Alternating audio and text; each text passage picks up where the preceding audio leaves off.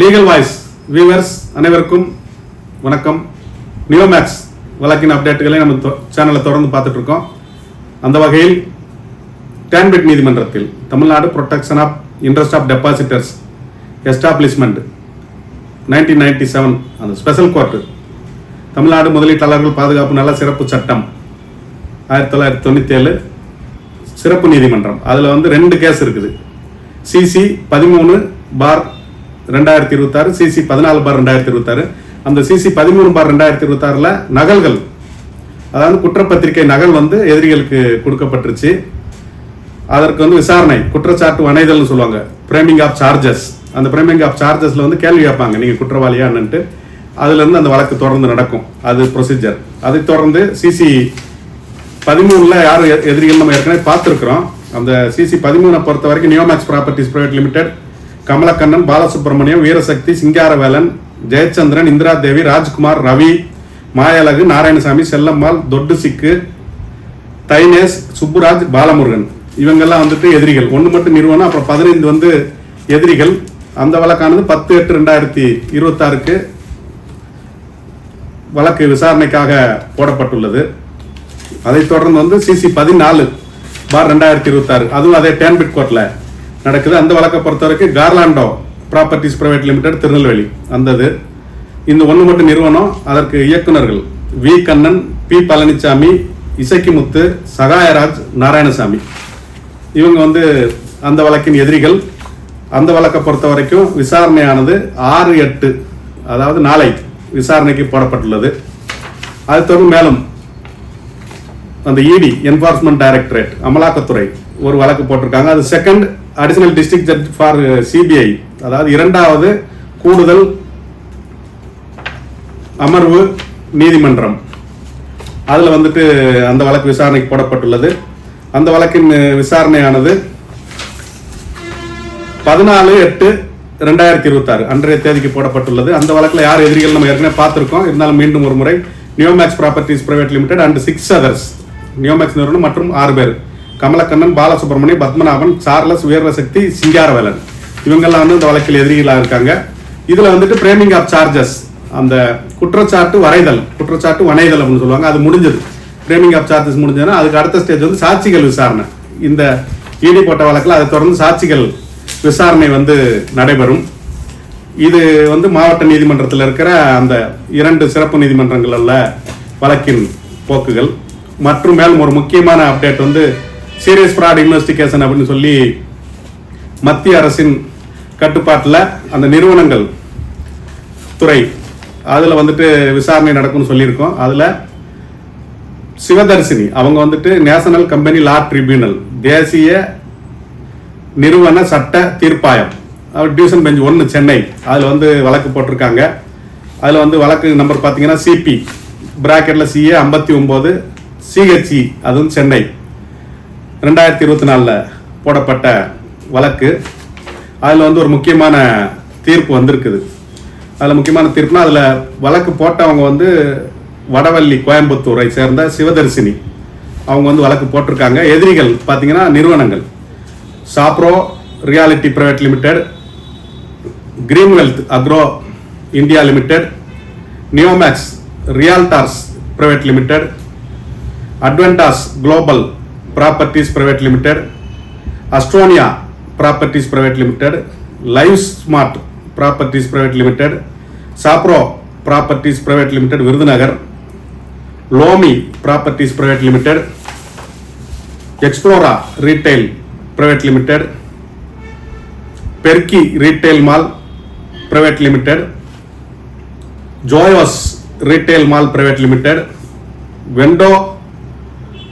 வெண்டோமேட்டிக் India private limited, extra retail mall private limited, Skyla retail mall private limited, Exubera retail private limited, Altavision India marketing private limited, Modestia retail mail private limited, Neomax private properties private limited, Narpavi media private limited, Kenmax medical services private limited, Greenwealth benefit fund limited, Planet X aerospace services private limited, green Royale retail holdings private limited, Esmatric life science private limited, Amaze properties India limited, Ventura developers India limited, Robocco properties private limited, Transco properties private limited, Glenmax properties private limited,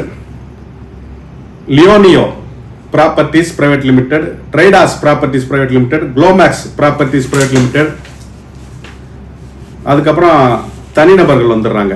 இது எல்லாமே நிறுவனம். அதற்கப்புறம் அதன் இயக்குநர்கள் கோவிந்தராஜ் ராஜ்குமார் அழகாபுரி தேனி, அன்புமணி சாமிபால் விருதுநகர்காரர், அப்புறம் நடராஜன் ஜெயச்சந்திரன் திண்டுக்கல், சண்முகம் கமலக்கண்ணன் மதுரை, சங்கரபாண்டி பாலசுப்ரமணியம் மதுரை, இதான் பாலா.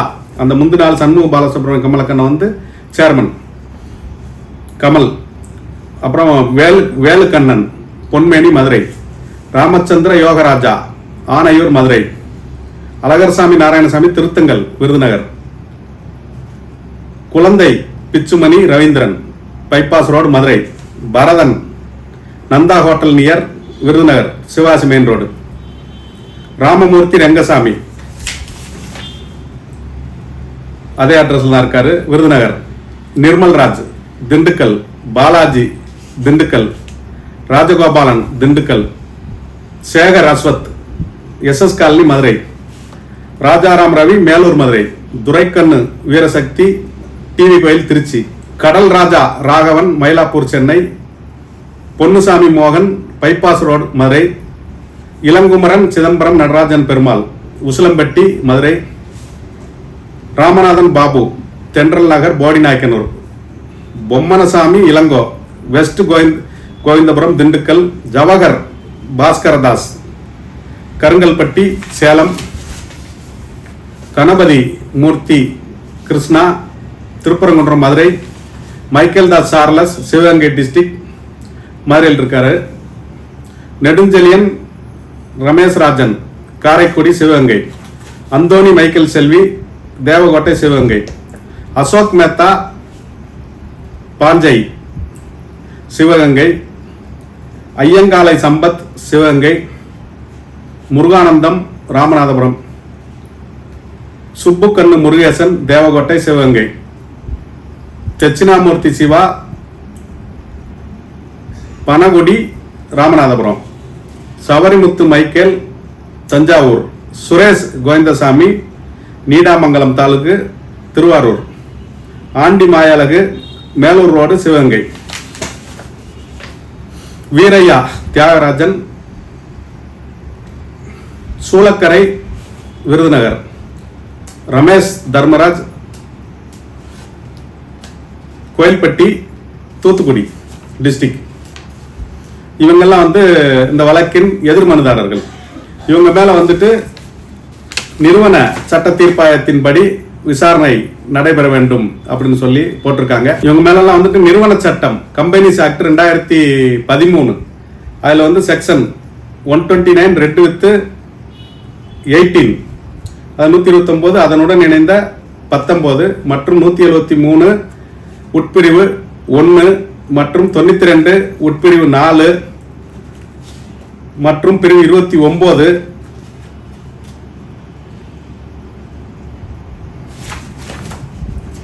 பிரிவு 173 உட்பிரிவு 1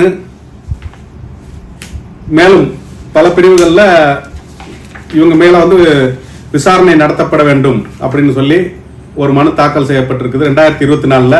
அது பலமுறை இந்த எதிரிகளுக்கெல்லாம் வந்து நோட்டீஸ் அனுப்பப்பட்டு அவங்க வந்து நோட்டீஸை பெற்றுக்கொள்ளாததால் மற்றும் அதற்கப்புறம் என்ன ஆகுதுன்னா தமிழ் மற்றும் ஆங்கில நாளிதழ்கள் அதில் விளம்பரம் கொடுக்குறாங்க. அதில் விளம்பரம் கொடுத்ததுக்கப்புறம் இந்த வழக்கு வந்து இறுதியாக விசாரணைக்கு எடுக்கப்படுது. விசாரணைக்கு எடுக்கப்பட்டு தீர்ப்பு வழங்கப்பட்டுள்ளது. அதில் மக்கள் குரல் தமிழ் பேப்பரில் விளம்பரம் கொடுத்துருக்காங்க. இதெல்லாம் வந்து 1/1/2025 அந்த தேதிகளில் விளம்பரம் கொடுக்கப்பட்டிருக்குது. அதற்கப்புறம் மீண்டும் பலமுறை இவங்களுக்கு வாய்ப்புகள் கொடுக்கப்பட்டு இவங்க ஆஜராகலை. அதில் என்ன சொல்கிறாங்கன்னா நிறுவன சட்டப்படி வந்து ஒழுங்காக ஆடிட்டர் வச்சு கணக்கு கொடுக்கல மற்றும் நிறுவன சட்டப்படி அந்த போர்ட் ஆஃப் டைரக்டர்ஸ் கூடலை இந்த மாதிரி பல்வேறு முறைகேடுகள் யாராட்ட முதலீடு வாங்கியிருக்காங்க, என்ன பண்ணியிருக்காங்க, எவ்வளோ முதலீடு வந்திருக்குது, இதெல்லாம் வந்து சரியானபடி அந்த நிறுவன சட்டப்படி அந்த நிறுவனத்தின் பதிவாளர் ரிஜிஸ்ட்ரார் ஆஃப் கம்பெனிஸ் அப்படின்னு சொல்லுவாங்க, அவருக்கு வந்துட்டு உரிய கணக்கு வழக்குகள் கொடுக்கப்படவில்லை அப்படின்றதெல்லாம் சொல்லி அதனால இவர்கள் மீது உரிய நடவடிக்கை எடுக்க வேண்டும் அப்படின்னு போட்டிருக்காங்க. இந்த வழக்குல மூத்த வழக்கறிஞர் மனுதாரருக்காக திருமதி சிவதர்சினி அவங்களுக்காக வந்து SR ராஜகோபால் மூத்த வழக்கறிஞர் அவர் ஆஜராயிருக்காரு. ரிஜிஸ்ட்ரார் ஆஃப் கம்பெனிஸ் அந்த நிறுவனத்தின் பதிவாளர் அவருக்கு சார்பாக வந்து அவினாஷ் கிருஷ்ணன் ரவி அவர் வந்து ஆஜராயிருக்காரு. மற்றும் இந்த எதிரிகள் தரப்புல எதிர் மனுதாரர்கள் தரப்புல யாருமே ஆஜராகல. அதுல வந்து டீட்டெயிலா வந்து கன்சியூமர் கோர்ட்ல நடந்த வழக்கு விவரம், EOWL இருக்கிற வழக்கு விவரங்கள் இதெல்லாமே சொல்லப்பட்டிருக்குது. தேனி கன்சியூமர்ல தேனி மாவட்ட நுகர்வோர் மன்றத்தில் உள்ள வழக்குகள் மற்றும் உயர்நீதிமன்றத்தில் வழக்கு இருக்கிறது மற்றும் பொருளாதார குற்றப்பிரிவில் வழக்கு இருக்கிறது. இதெல்லாம் சொல்லிட்டு இது எல்லாமே இருந்தாலும் இந்த நிறுவன சட்டப்படி ஆடிட்டரை நியமிச்சு அவங்க வந்து எல்லாரையுமே கூப்பிடுறதுக்கு அவங்களுக்கு அதிகாரம் இருக்குது. EOWL போலீஸுமே இவங்களுக்கு வந்து ஒத்துழைப்பு கொடுக்கணும். இவங்க விசாரணைக்கு இந்த நிறுவன சட்டப்படி வழங்கப்பட்டுள்ள இந்த விசாரணைக்கு EOWL police, ED, bank, auditor அவங்க வந்து யாரை வேணாலும் கூப்பிட முடியும் விசாரணைக்கு. அவங்க விசாரணையில் என்னென்ன இதுவரைக்கும் நடந்ததுல என்னென்ன முறைகேடுகள் இருக்குது, எவ்வளோ பணம் வந்திருக்குது, யார் யார் மூலமாக வந்திருக்குது, அதை அந்த பணத்தை என்னெல்லாம் பண்ணியிருக்காங்க, அதுக்கப்புறம் என்னென்ன சொத்துக்கள் வாங்கியிருக்காங்க, அந்த சொத்துக்கள் வந்து உரிமை மாற்றம் என்னெல்லாம் நடந்திருக்குது, அப்புறம் எங்கெங்க அட்வான்ஸ் வாங்கியிருக்காங்க, அது போக இது சம்பந்தமான அனைத்து விதமான பணப்புழக்கம் என்ன சொல்றாங்கன்னா the investigation shall inter alia encompass and examination of the corporate structure management and control movement of funds related party transaction inter corporate dealings acquisition and alienation of assets advances made and received and the financial relationship among us the entities constituting the Neomax group அப்படின்னு சொல்லி இதெல்லாம் விசாரிக்கணும் அப்படின்னு சொல்லி central government மத்திய அரசுக்கு அவங்க வந்து ஒரு உத்தரவை பிறப்பிக்கிறாங்க. இதனால வந்து என்னன்னா மொத்த பணம் எவ்வளவு இந்த நிறுவனம் வசூல் பண்ணியிருக்குது, என்னென்ன பண்ணியிருக்காங்க, யாருக்கெல்லாம் போயிருக்குது, என்னென்ன டிரான்சாக்ஷன் பண்ணியிருக்காங்க, யார் பேரெல்லாம் சொத்து வாங்கப்பட்டிருக்கு எல்லாத்தையும் விசாரணையில் கொண்டு வந்து ஒரு மிகப்பெரிய நடவடிக்கை இருக்கும். இதை பொறுத்தவரைக்கும் இந்தியாவை பொறுத்த வரைக்கும் இந்த விசாரணைன்றது இதுவரைக்கும் ஒரே ஒரு கம்பெனில தான் நடந்திருக்கு. சகாரா குரூப் ஆஃப் கம்பெனிஸ் அப்படின்னு ஒரு கம்பெனி, சுப்ரதா ராய் அப்படின்னு ஒருத்தரை தூக்கி ஜெயிலில் போட்டிருந்தாங்க. ஒரு ஜெயில இருந்தே சாகிற வரைக்கும் ஜெயில இருந்து செத்து போயிட்டாரு. அந்த அளவுக்கு வந்து அது சீரியஸான ஒரு விசாரணை முறை. இதுல வந்து ஏமாற்ற முடியாது. அவங்களுக்கு அந்த அனைத்து தரப்பும் இடி, பேங்க், ஆடிட்டர், EOWL போலீஸ் எல்லாமே ஒத்துழைப்பு கொடுக்கணும். அவங்க வந்து ஒரு சீரியஸான ஒரு விசாரணை முறை எடுத்துட்டு போவாங்க. அதுலேயும் தனியாக வழக்கு நடத்தி இவங்களுக்கு தண்டனை கொடுக்குற அதிகாரம் எல்லாமே இருக்குது. இதெல்லாம் வந்து இந்த வழக்கின் மொத்த தீர்ப்பு என்னன்றதையும் தொடர்ந்து நம்ம பார்ப்போம். அடுத்தடுத்த வீடியோக்களில் சொல்லுவோம். நன்றி, வணக்கம்.